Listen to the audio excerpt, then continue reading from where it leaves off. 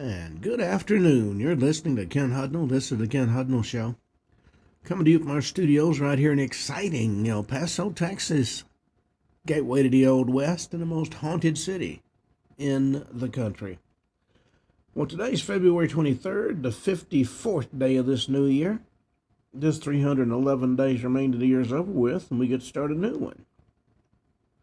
Holidays observances. National Play Tennis Day. Get yourself out on the tennis court and knock a few balls around. National Banana Bread Day. World Understanding and Peace Day. And Curling is Cool Day. I don't mean mess with your hair. I'm talking about pushing that big weight across the ice. National Hospitality Workers Appreciation Day.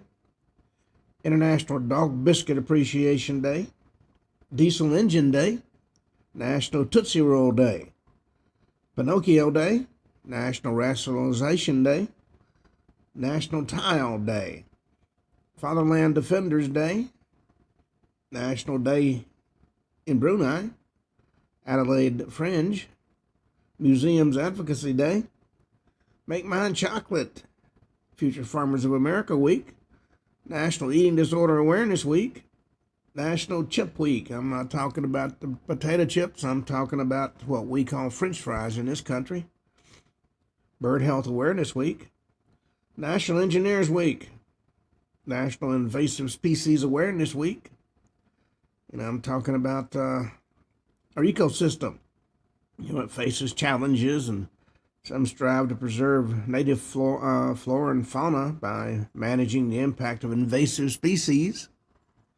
National Justice for Animals Week, National Green Week, Artes Mundi, Cornish Pastry Week, Ramadan, famous people born on this date, Emily Blunt, Dakota Fanning, and W.E.B. Du Bois. All that having been said, let's see what stories we have in the news on this Monday morning.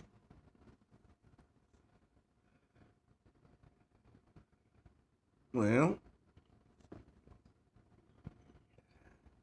there's cartel violence going on right now in Mexico, and it leaves American tourists trapped in Mexico. There's a war breaking out in the streets. Tourists trapped in Puerto Vallarta. Talk about cartel retaliation after El Mincho was murdered. He was the leader of the largest, most powerful cartel.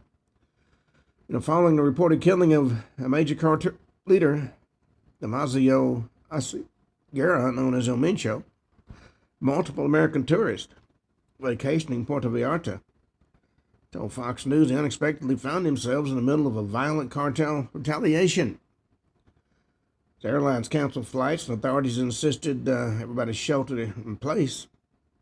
Stranded visitors reported cars set on fire, suspected cartel members blocking major roads, stores ransacked by looters. Seen some witnesses that made parts of that popular resort city feel like a war was breaking out in the streets. Witnesses said they were forced to evacuate their rooms and managed with limited hotel food. Even venture outside and search for meals while waiting for Mexican authorities to begin to try to regain control of the city. Staying at an Airbnb near a main road, Eugene Marchenko, 37, in Charleston, South Carolina, told Fox News he woke up to blaring horns and saw 6 cars completely engulfed in flames just outside his balcony. He and his wife, who'd arrived in Mexico only a day before, were forced to evacuate for several hours, fearing that a nearby fuel tanker, also set on fire, was going to explode, which would been quite a negative impact on their vacation, I would think. Well, the Ayatollah's arsenal is being pitted against American firepower. Iran's top 4 threats and how we're going to fight back is in the news for today. He went on X and ramped up his threats to send U.S. warships to the bottom of the sea. Said Americans constantly say they've sent a warship toward Iran. Of course, a warship's a dangerous piece of military hardware. But more dangerous than that warship is the weapon that can send that warship to the bottom of the sea. That's according to what he put on X on February 17th. Admiral Brad Cooper, who's in charge of U.S. Central Command, has forces counter Iran and to carry out strikes if he's ordered to do so. You know, sadly, Iran has taken American lives over the years. Now the regime is desperate. With the airspace laid bare by attacks on the integrated air defenses prior to Operation Midnight Hammer, Iran's got little ability to defend against stealth aircraft. But they do have the ability to run their mouth, which is about what they've got left with at the moment. Nathan McKinnon implies Canada was the better team despite losing the Olympic gold medal to Team USA. As expected, Team Canada wasn't happy standing on the ice, receiving their silver medals in Milan after Jack Hughes' overtime game winner gave Team USA the gold. Canadian star Nathan McKinnon made an interesting comment after the game that sparked debate on social media. He said, "You be the judge of who was the better team today." The Team Canada assistant captain and Colorado Avalanche star said through the Canadian press. He seemingly implied that Canada was the better team despite the result. Sure, they outshot the U.S. 42-28. They were certainly in control of the puck more throughout 3 periods in Milan.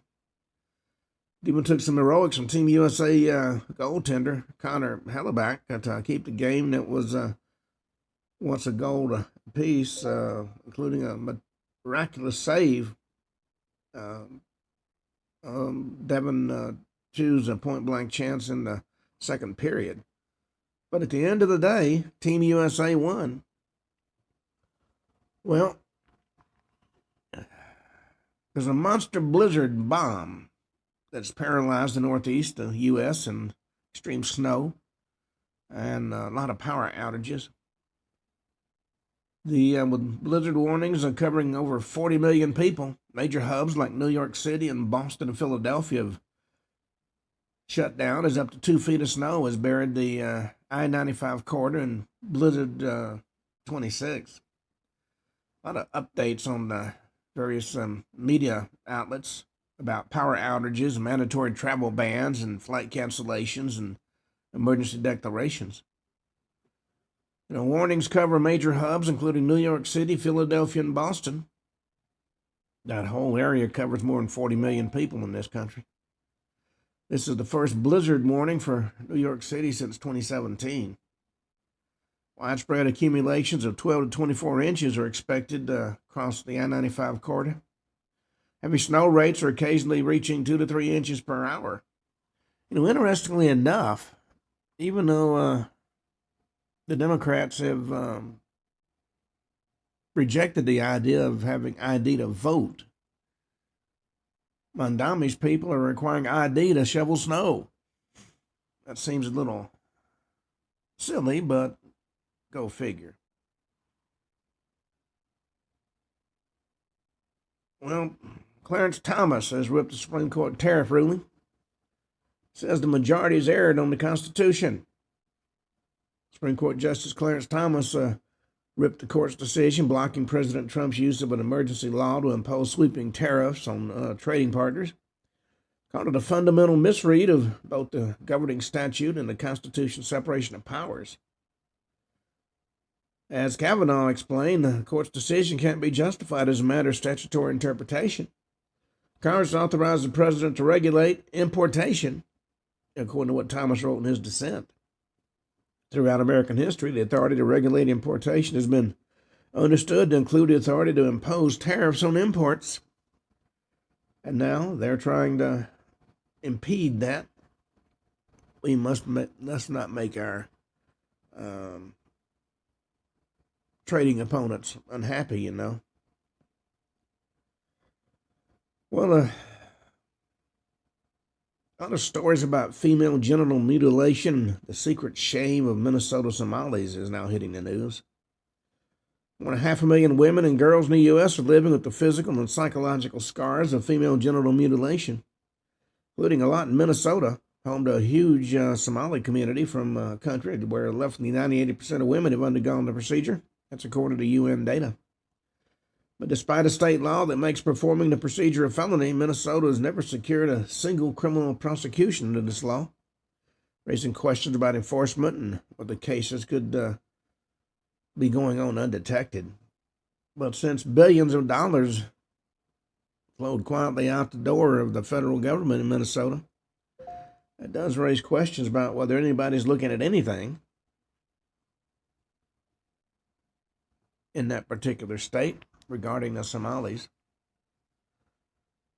Well, Canadian coach has ripped the 3-on-3 overtime format after his team loses the gold medal.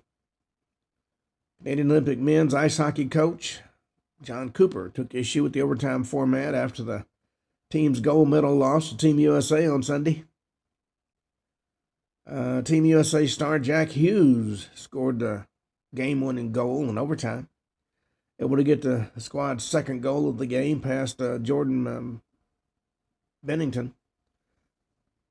We won that game 2-1 and picked up our first gold medal since 1980 with the so-called Miracle on Ice team.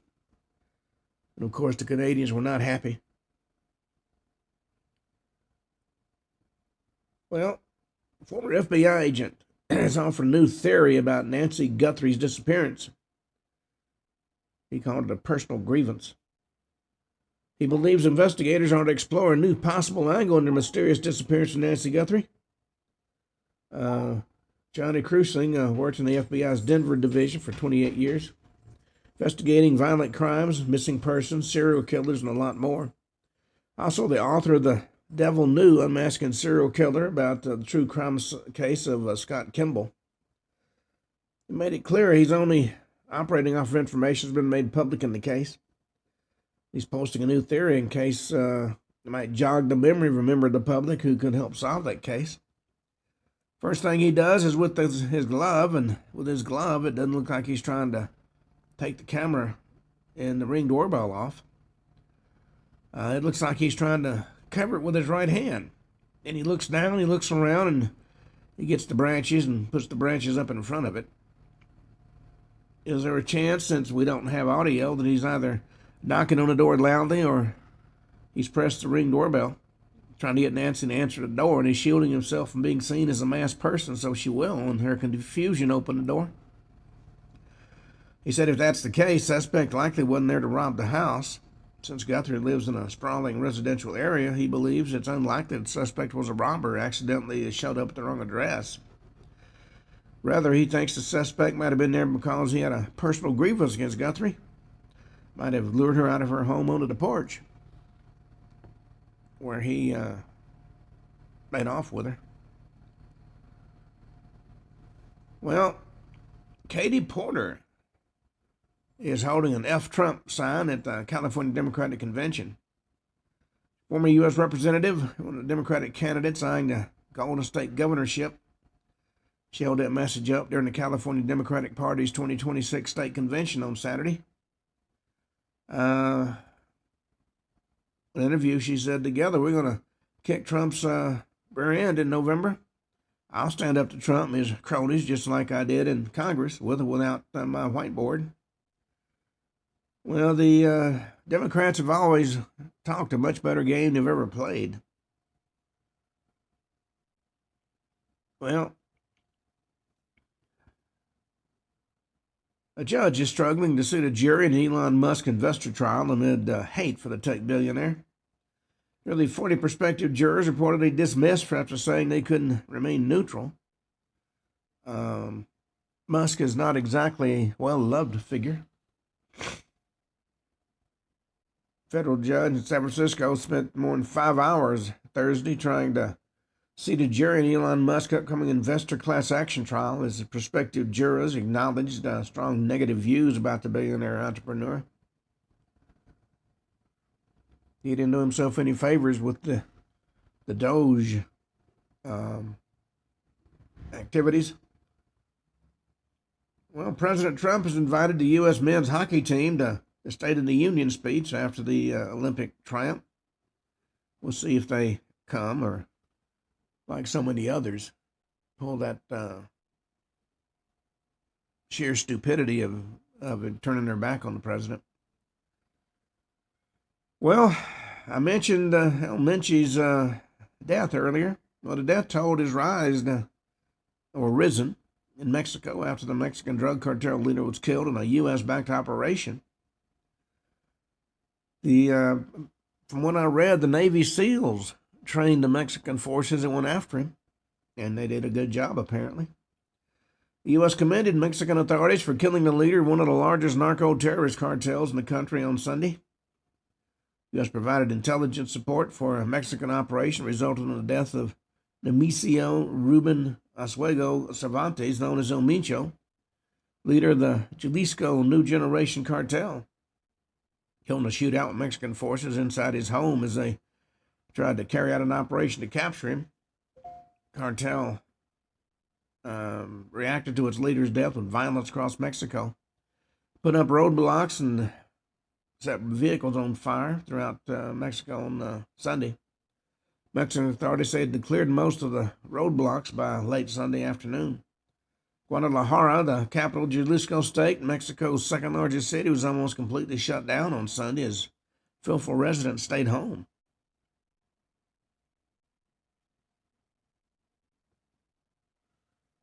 Well, according to Mark Halperin, President Trump's strategy supersession plots midterm survival as history stalks the GOP. Tuesday night at the Capitol Hill Club, just steps from the House office buildings and a world away from cable news hysteria, the senior Trump political command gathered its core team to talk the midterm elections. It wasn't a rally as such. It wasn't a pep talk. It was a working session. About 2 hours, a chicken and steak buffet. Between 75 and 100 people in the room, a lot of them cabinet secretaries and their top aides, almost all political veterans. And that mood, according to one attendee, was not a panic session at all. It wasn't shaken. It wasn't sanguine either. Just focused. Kind of focus that comes from knowing that at the moment the patterns of history are not on your side. Well, there we go. Well, over the weekend, a young man with a shotgun and a gas can scaled the fence and got into Mar-a-Lago. And a family member of that armed man had breached Mar-a-Lago's perimeter, described his personality and his politics. This was the cousin of an armed man who was shot and killed after driving into the secure perimeter of President Trump's Mar-a-Lago estate. That cousin described him as a good kid, never talked politics, said the incident was mind-blowing. Braden Fields, a cousin of the man authorities identified as 21-year-old Austin Tucker Martin of North Carolina, described Martin as a quiet man, afraid of guns, and from a family of avid Trump supporters. According to the cousin, he's a good kid. I wouldn't believe he'd do something like this. It's just absolutely mind-blowing. Fields described Martin as generous, saying he'd regularly donate money he earned from work at a local golf course to charity. Wouldn't even hurt an ant. Didn't even know how to use a gun, as far as he knew. He said the cousin didn't discuss politics.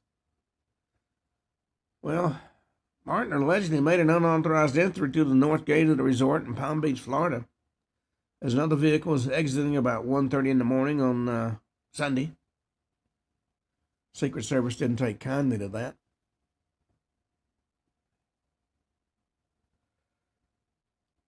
Well, President Trump is winning strikes against Iran at this moment. We have 2 aircraft carrier battle groups off the coast of Iran. And those 2 are powerful enough that they could actually take out a country.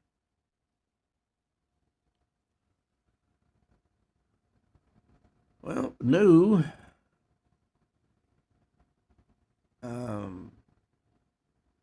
beer is being discussed.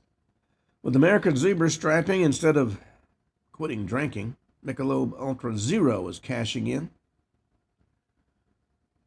Americans aren't necessarily quitting drinking. They're just drinking differently.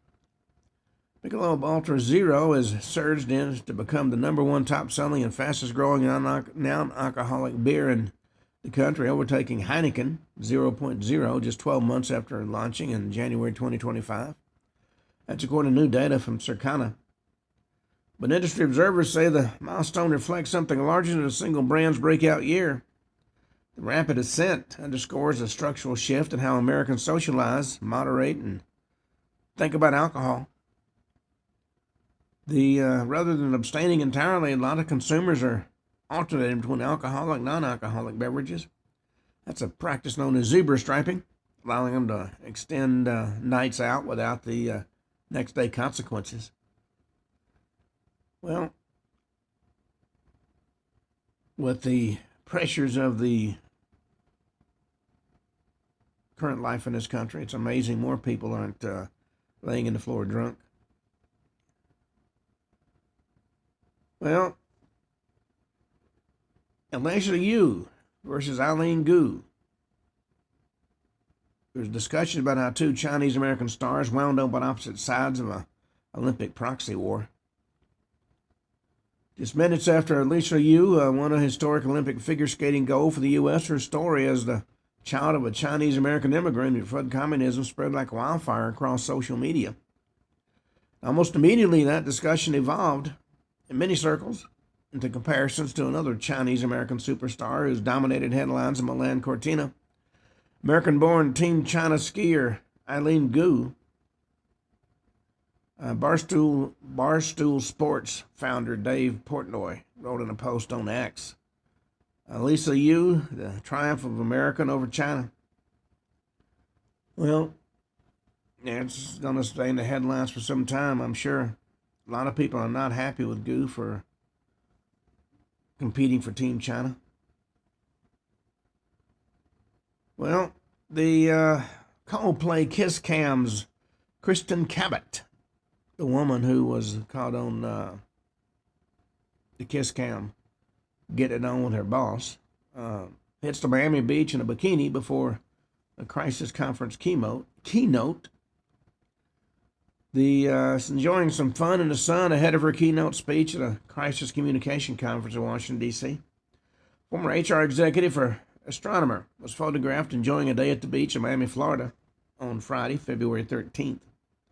In the photo, the 53-year-old mother of two can be seen showing off her toned abs in a baby blue bikini, which she paired with a large sun hat and a pair of sunglasses. There's a few chains around her neck, gold jewelry around her wrist, and another pair of sunglasses in her hand. She can also be seen cooling off and bracing for waves as she stands ankle deep in the water. Well, that Kiss Cam video certainly changed her life. Well, China dominates with 5,500 ships, while America has under 100. But President Trump is certainly fighting back. China's dominating the sea lanes. In addition to its powerful navy, possesses the world's largest commercial shipping fleet. 5,500 vessels, with hundreds more added per year. By contrast, our fleet currently numbers under 100, with, at most, 5 ships added every year. Today, only a fraction of the tankers and cargo ships carrying goods to and from our country fly the American flag. By some estimates, less than 0.4%. The diminished state of American commercial shipbuilding is a pending economic and national security disaster. We'll see how that is dealt with. Well, that's it for the news at the moment, folks. Some good, some bad, some indifferent. You know, in our last show, we started talking about something I've always found fascinating. In regard to the Kennedy assassination, I'm talking about John Kennedy, it wasn't just the assassination of the president that got my attention. It was how many people directly and indirectly related to the assassination mysteriously died. We did a study about that called Dead Witnesses, the mysterious deaths surrounding the assassination of President JFK.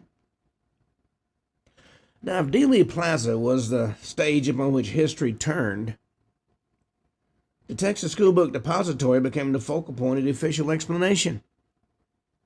Within hours of the assassination of President Kennedy, investigators centered their case on the 6th floor of that building, from which they claim all the shots had been fired. The depository was transformed from a warehouse into the alleged nest of a lone assassin. But the people that worked inside the building that day, men and women with fixed schedules, known locations, and no incentive to deceive, didn't always support the story that quickly materialized around them. Their accounts raised a lot of questions and never been fully resolved. Now, the employees of the Texas School Book Depository occupied a unique evidentiary position. Unlike spectators, their movements were documented, and unlike police officers, they were part of the investigative hierarchy. And unlike later analysts, they were present inside the building at the critical moment. If a single gunman fired 3 shots from the 6th floor, the behaviors, sounds, and movements inside that building should have reflected their reality, and that reality very clearly. They didn't. One of the most controversial witnesses was Charles Givens. He worked on the 6th floor earlier on the day of the assassination. He claimed shortly before the shooting he saw Lee Harvey Oswald alone on that floor. And that statement, as you might suspect, became foundational to the official case. Now, this is the only country that I've come across where lone nut gunmen can circumvent the security that senior elected officials surround themselves with. Givens' testimony evolved over time. Early statements differed from later ones. His recollections of timing and location and interaction shifted subtly but significantly. And critics noted that his account appeared increasingly aligned with the needs of the investigation as it progressed. Givens lived with the weight of being one of the few witnesses whose testimony directly put Oswald in the alleged sniper's nest. His credibility was both relied on and questioned, and his statements remained among the most debated of the depository accounts. Another 6th floor employee, Bonnie Way Williams, offered testimony that complicated the lone gunman theory in unexpected ways. Williams stated at the time of the shooting he was eating lunch on the 6th floor. He described hearing a loud noise and didn't immediately recognize it as a rifle shot. And more importantly, he reported he didn't hear multiple shots fired in close succession from nearby. This absence of expected noise was significant. A high-powered rifle, discharged 3 times in a confined space, should have produced unmistakable acoustic effects, reverberations, echoes, and debris displacement. Williams' testimony didn't confirm those expectations. Now, surprisingly enough, he died at a relatively young age, long before renewed public scrutiny of the case brought a lot of unresolved questions back into focus. Maybe the most damaging testimony to the official timeline came from Victoria Adams, a clerical worker who was descending the rear stairwell with co-worker Sandra Stiles immediately after the shots were fired. Adams said she and Stiles moved quickly down the stairs and didn't encounter Oswald on their descent. This directly contradicted the official claim Oswald left the 6th floor, hid the rifle, and descended the stairs within seconds of the final shot. The timing simply did not work. Rather than adjusting the theory to accommodate Adams' testimony, investigators adjusted the testimony. Her statements were minimized, reinterpreted, and omitted from final conclusions. Stairwell problem wasn't solved, it was just sidelined. Adams lived, but her account was effectively erased from the core narrative. Another overlooked witness was Arnold Rowland. He told authorities he saw a man with a rifle on the upper floor of the depository before the assassination, but not where the official story would later place him. Rowland's description suggested activity inconsistent with the lone gunman model. His testimony received little attention, and like many depository witnesses whose accounts complicated matters, he was not emphasized in official summaries. Beyond individual accounts, a broader problem emerged. The internal sensory experience at a depository did not match expectations. Several employees reported confusion rather than certainty. Some didn't hear rifle shots clearly. Others heard noises that didn't align with a nearby firearms discharge. And if you've never been around the discharge of a firearm, it is literally unmistakable. Some employees remained calm, unaware shots had been fired at all. These inconsistencies weren't resolved through investigation. They were absorbed into a narrative that prioritized conclusion over coherence. None of the depository witnesses were charged with wrongdoing beyond Oswald himself. But a lot found their lives altered by association with the building and the crime. Some withdrew from public discussion. Others grew frustrated by a misinterpretation of their words. A few died before later inquiries might have revisited their testimony. Their collective experiences reveals a pattern already seen among civilian eyewitnesses, law enforcement officers. Testimony that supported the official story was amplified. Testimony that complicated it was dismissed and diminished. Texas School Book Depository was presented as the answer. This witness suggested it was a question. We're going to talk about the man who ensured that the accused assassin would ever answer that question. And we're going to talk about the expanding circle of death that followed in his wake.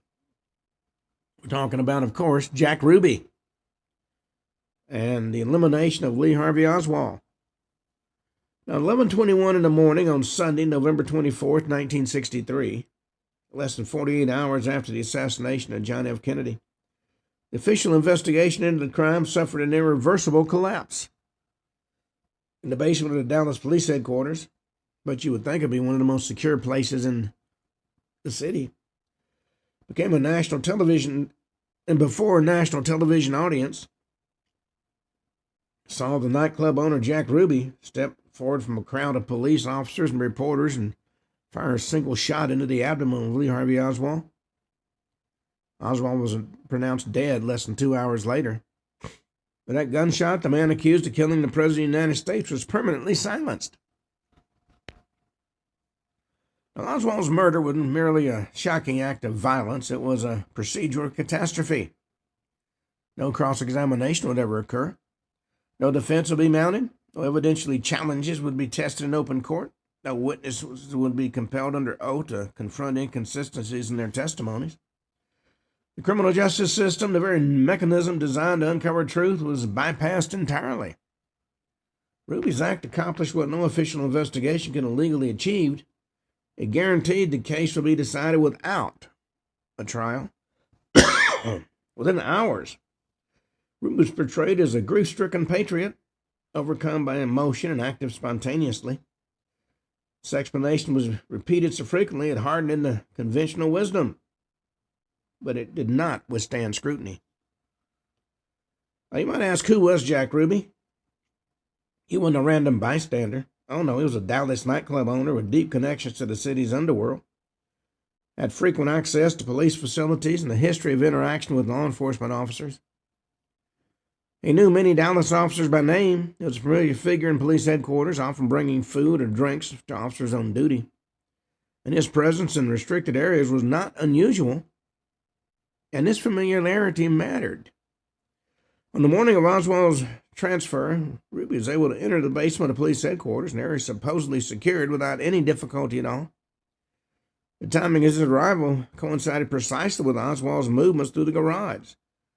Since they had not announced when he was going to be moved, how did Ruby know? Whether by design, negligence, or facilitation, Ruby's access was absolute. Oswald, during his brief time in custody, reportedly proclaimed his innocence. He denied shooting anybody. He asked for legal representation. He demanded a fair trial. He also hinted, carefully, he was being used. He kept telling reporters, "I'm just a patsy." If Oswald lived, he would have been forced to answer questions under oath about his movements, his associations, and his activities. He would have faced cross-examination about his time in the Soviet Union, his interaction with intelligence-linked officials, and his relationship with the figures connected to Jack Ruby himself. But that testimony, unfortunately, never happened. Ruby ensured that it couldn't. After murdering Oswald, Ruby was arrested and tried and convicted. During his imprisonment, his mental and physical condition deteriorated rapidly and began making increasingly erratic statements, claiming there was a larger conspiracy behind the assassination, and he feared for his own life. He pleaded to be transferred out of Texas, stating openly he'd be killed if he remained. Well, his requests were unfortunately denied. Early 1967, Ruby was diagnosed with cancer. His disease progressed with extraordinary speed, and within weeks he was dead. The official explanation, of course, was natural causes. But to a lot of observers, the timing was impossible to ignore. Ruby died just as new legal proceedings threatened to reopen the case and potentially expose the circumstances surrounding Oswald's murder. Well, Ruby's death didn't end the pattern, it simply expanded it. Individuals connected to Ruby began dying under unusual circumstances.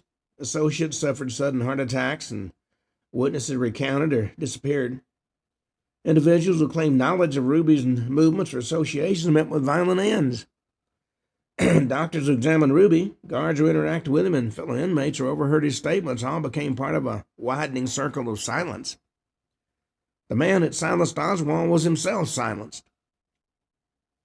Official investigations later insist that Ruby acted alone, just as they insisted that Oswald had acted alone. And this symmetry, two lone actors each eliminating the previous link, was presented as just coincidence. But coincidence doesn't explain why the most important witness in American history was murdered in police custody. It doesn't explain how a civilian with known criminal connections penetrated a secure facility at the precise moment required. It doesn't explain why Ruby's health collapsed so quickly, or why his repeated pleas for protection were ignored. And it doesn't explain why the consequences of Oswald's death were treated as an inconvenience rather than a crisis. With Oswald gone, the investigation shifted from discovery to justification. The Warren Commission later examined evidence, but it would never hear from the accused. It would never test credibility in court. It would never confront the contradictions that only live testimony could have exposed. The truth, whatever it might have been, became permanently inaccessible. And now we're going to talk about the men and women closest to Ruby, the friends and the associates and acquaintances whose proximity to him put them in danger and whose deaths further deepened the mystery surrounding the silencing of Lee Harvey Oswald. When Jack Ruby pulled the trigger in the basement of Dallas Police Headquarters, he did more than silence Lee Harvey Oswald. He drew a hard boundary around a small but dangerous circle of people, men and women who knew Ruby and interacted with him regularly or possessed knowledge of his movements and associations and state of mind before and after November 24th, 1963. But that circle didn't remain intact for very long. In the months and years after Oswald's murder, an unusual number of individuals connected to Ruby died suddenly, violently, or under circumstances that discouraged further inquiry. Now, some were marginal figures, of course. Others occupied positions that should have afforded them some protection. What united them all was proximity, not just to Ruby himself, but to information that threatened to expose how Oswald had been silenced so easily. Excuse me.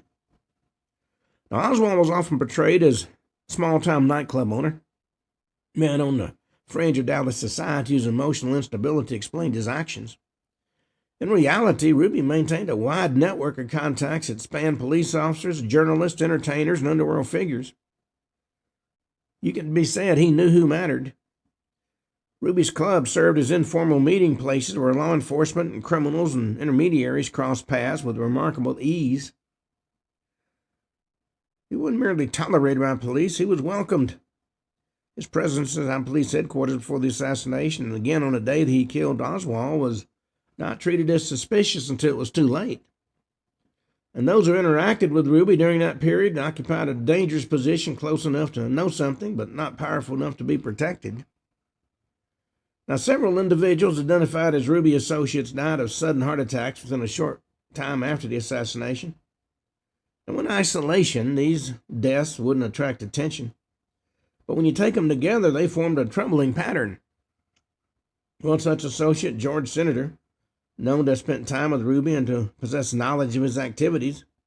The senator died suddenly in 1964. The official cause was natural, but no comprehensive investigation was ever conducted. Others connected to Ruby experienced similarly abrupt endings. These deaths rarely generated headlines. They weren't framed as suspicious. They simply removed people from the historical record. Several women connected to Ruby, dancers, employees, and acquaintances, also died under questionable circumstances. Some had provided statements to authorities that were later walked back or dismissed. Others are rumored to possess information about Ruby's emotional state and conversations leading up to Oswald's murder. In at least one case, the death of a Ruby acquaintance occurred so close to scheduled questioning that it effectively ended further inquiry. Official records remained sparse, names were mentioned and then forgotten. Silence, once again, didn't require a single dramatic act. It emerged gradually, death by death. Even those charged with representing or examining Ruby weren't immune to pressure. Attorneys who spoke candidly about Ruby's mental condition and fears were marginalized. Medical professionals who raised concerns about Ruby's rapid decline found their observations buried beneath official explanations. And Ruby himself repeatedly insisted he was part of something bigger. He'd been used. He begged to be removed out of Texas, claiming that remaining in Texas would result in his death. He even made a plea directly to Earl Warren himself.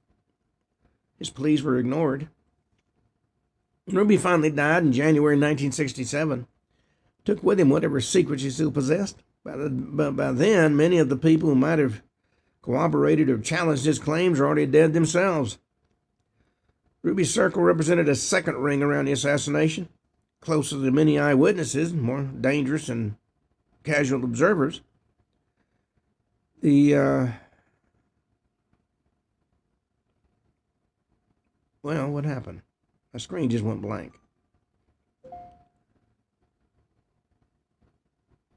Now, these were the people that could have explained how Ruby gained access to Oswald, whether he acted alone, whether others facilitated his actions. But they never got that chance. Their deaths didn't trigger a renewed investigation. They didn't provoke public outrage. They were absorbed quietly into the growing list of casualties surrounding the assassination. Now, what remains is not proof of a single coordinated plot, but evidence of a systematic outcome. People who threatened to complicate the story, being told by the powers that be, did not remain available to tell it. Now we're going to shift attention from Dallas and toward the wider network surrounding Oswald himself, his handlers, his contacts, and the intelligence-linked figures whose deaths further deepen the mystery. Now, to understand what happened in Dealey Plaza, it's not enough to examine where Lee Harvey Oswald stood on November 22nd, 1963. You also have to understand where he'd been, who he knew, who took an interest in him long before the assassination. Now, Oswald didn't emerge from obscurity on the day President Kennedy was killed. Oh no, his life intersected repeatedly with intelligence and counterintelligence and political operations that exceeded the experiences of an ordinary disaffected young man. After the assassination, a lot of the individuals who had intersected with Oswald, sometimes briefly, sometimes closely, either died under unusual circumstances or vanished from meaningful scrutiny. The result wasn't a neat conspiracy narrative, but a disturbing absence. A world of connections that should have been examined publicly, but never was. Now, in 1959, Oswald defected to the Soviet Union at the height of the Cold War. Publicly renounced his American citizenship, declared his intention to share military secrets with the Russians, and attempted to establish himself in Minsk. These actions should have marked him permanently in the eyes of U.S. authorities. But instead, when he came back to the U.S. in 1962, he had minimal resistance. He wasn't aggressively interrogated, he wasn't prosecuted. He was allowed to reintegrate quietly, bringing with him a Russian wife, whose father, believe it or not, was a KGB official, and a history that would have set off alarms throughout the intelligence community on anybody else. This leniency has never been convincingly explained. Oswald's return suggests not neglect, but management. Among the most consequential figures in Oswald's orbit was George de Mohrenschildt, well-connected geologist with intelligence ties and access to influential social circles. DeMornsheel befriended Oswald, introduced him to contacts, and took a sustained interest in his welfare. He later described himself as something of a mentor to Oswald, but that role alone should have merited scrutiny. But DeMornsheel's connections to oil interest, intelligence figures, and anti-communist networks placed him far beyond the role of a casual acquaintance. In 1977, just one day before he was scheduled to testify himself before the House Select Committee on Assassinations, DeMornsheel was found dead from a gunshot wound. Before there was much of an investigation, that death was declared a suicide. Timing couldn't have been more convenient. But DeMornsheel gone, a critical window into Oswald's pre-Dallas life closed forever. Oswald's activities in New Orleans during December 1963 further complicated the picture. In New Orleans, he publicly promoted pro-Castro literature while simultaneously interacting with fiercely anti-communist operatives. Ideological contrast that defies simple explanation. He appeared to move between worlds that didn't normally intersect. One figure linked to this milieu was David Ferry, a pilot with intelligence associations and a documented history of covert activity. Ferry had known Oswald earlier in life and surfaced repeatedly in investigations surrounding the investigation. They were both members of the Civil Air Patrol. They worked together. In 1967, Ferry was found dead in his apartment. Official cause was natural, despite conflicting autopsy indications and the presence of suspicious notes. Ferry died just as a renewed interest in the assassination was gaining momentum. Some individuals claiming knowledge of the assassination before it occurred say these claims, if substantiated, would have been explosive. One such figure was Rose Sharami, repeatedly warned of an impending assassination days before November 22, 1963. Her statements were documented and then dismissed. In 1965, she was struck and killed by a car after surviving an earlier accident. Her death effectively ended inquiry into her claims. And whether her foreknowledge was genuine or coincidental was almost beside the point. Once again, a potentially clarifying voice was removed from the record. Another troubling case involved Gary Underhill, a man who documented intelligence connections, reportedly told friends that elements within the intelligence community were involved in the assassination. Underhill was found dead in 1964. His death was ruled a suicide. Those who knew him disputed that conclusion. Like others before him, Underhill died before he could testify publicly, and he was being looked at to be a potential witness. Well, beyond these identifiable figures lies a broader pattern of unnamed or obscured contacts, handlers and intermediaries and facilitators whose roles remain classified or disputed. Files remain sealed, identities are redacted, testimonies fragmentary. Common thread is not proof of orchestration, but evidence of protection. Oswald appears less as an isolated radical, more as a managed individual. Somebody monitored and nudged and contained within boundaries set by others. When the boundaries failed, the consequences were final. By the time Jack Ruby silenced Oswald, the opportunity to examine his world openly was lost. What followed was not a search for connections, but an effort to collapse complexity into simplicity. Oswald was declared to have acted alone. Those who suggested otherwise didn't fare well. And now our attention is going to shift to the people who tried to tell this story to the public. Journalists and independent investigators who pursued leads when official channels wouldn't, and who in many cases paid a steep price for doing so. Now, if eyewitnesses and law enforcement officers represented the first threat to the official narrative of the Kennedy assassination, journalists represented the most dangerous one. Unlike private citizens, journalists possess both access and amplification.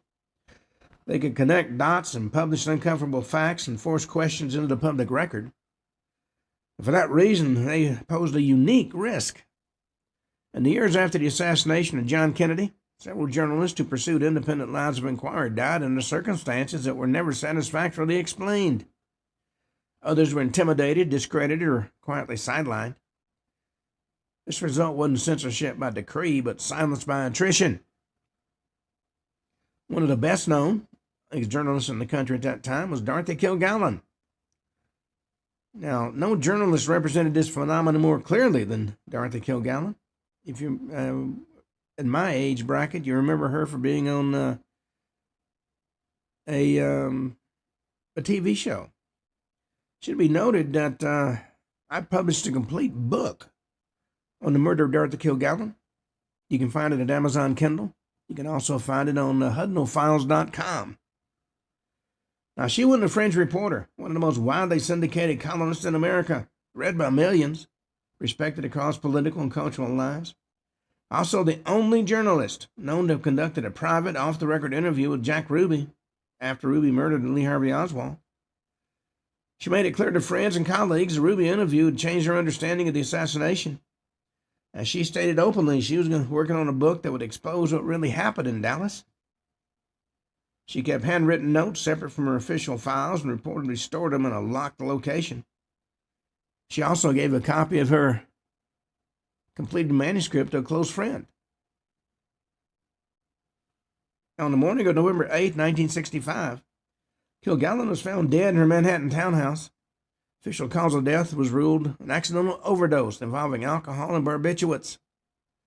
But that scene didn't match her habits. Found fully clothed, wearing makeup she did not normally sleep in, and positioned in a manner inconsistent with accidental overdose.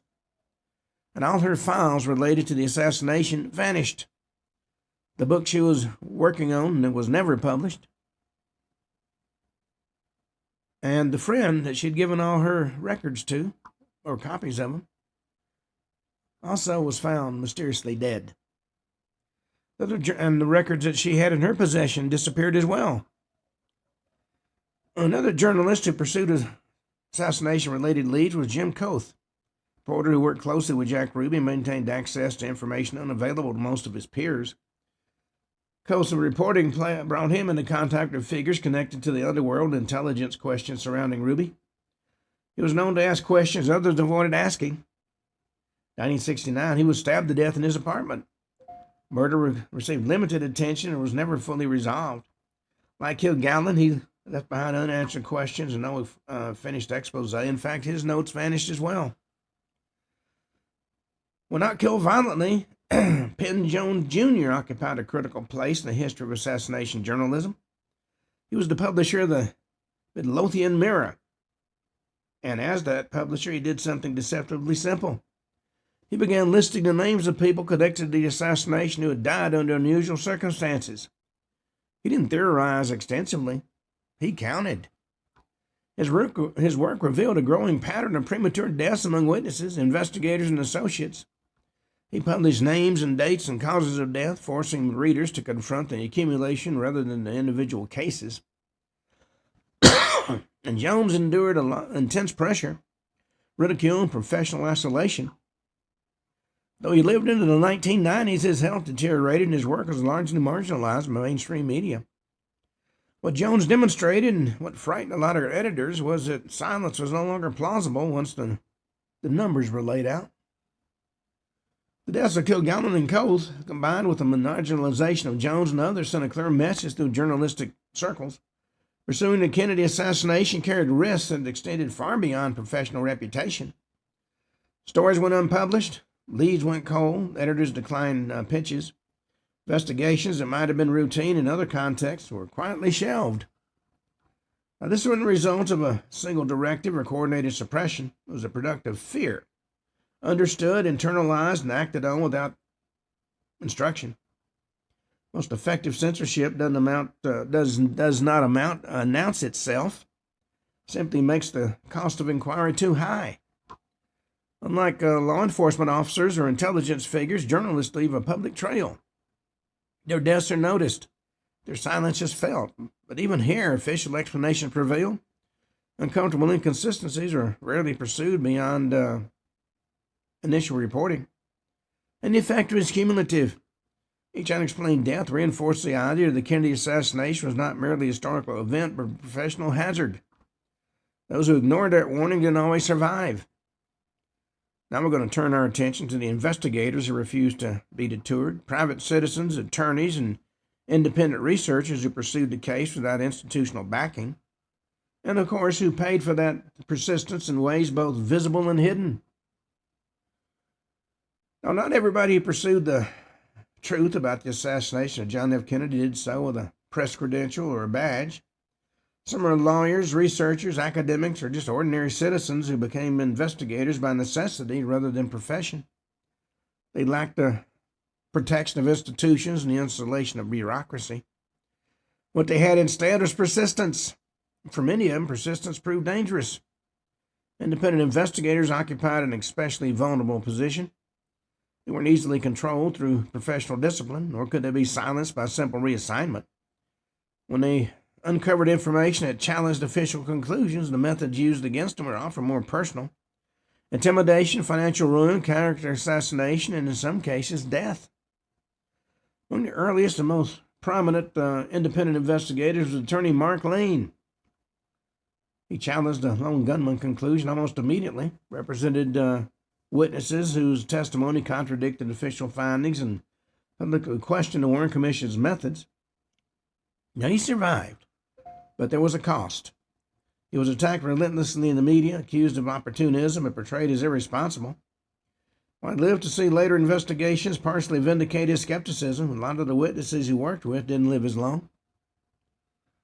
His experience demonstrated a pattern that would repeat itself. The investigator might survive, but the sources around him often didn't. One of the most disturbing cases involving a private investigator type, of course, is Gary Underhill, who I mentioned earlier. He had long-standing intelligence connections and reportedly told friends after the assassination a small clique within the intelligence community was responsible for Kennedy's death. He was found dead in his apartment in 1964. Official ruling, of course, was suicide.